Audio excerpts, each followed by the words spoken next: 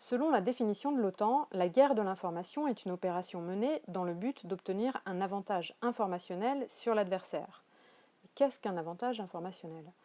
Un avantage informationnel consiste à obtenir une information avant un concurrent, un appel d'offres par exemple. C'est aussi avoir une information sur un concurrent. Par exemple, vous apprenez que son usine pollue les nappes phréatiques. Un avantage informationnel, c'est aussi avoir une information stratégique que n'a pas votre concurrent. Cela peut être sur le contexte d'un appel d'offres si on reprend cet exemple. Ou bien d'avoir de meilleures données ou des données différentes. Tout cela passe par de l'intelligence économique, des enquêtes, des analyses. Ça, c'est dans le cas d'une information entrante. Mais l'information peut aussi être sortante.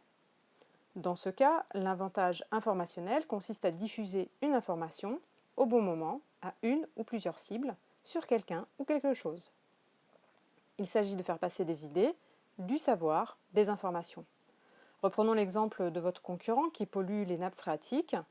Dans le cas d'une information sortante, l'avantage informationnel consiste à faire connaître cette information à la presse, au grand public, au pouvoir politique.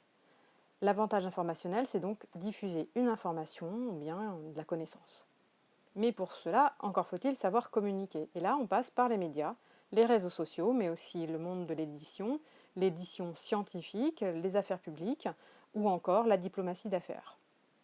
Gardez à l'esprit que l'avantage informationnel est souvent lié à une guerre de l'information, et si la finalité reste bien d'avoir un avantage sur un concurrent, l'objectif d'une guerre, c'est avant tout d'obtenir la victoire, de contraindre l'adversaire, voire le soumettre à sa volonté, comme dirait Clausewitz. J'espère que cette vidéo vous a plu, et si c'est le cas, n'hésitez pas à vous abonner. Merci.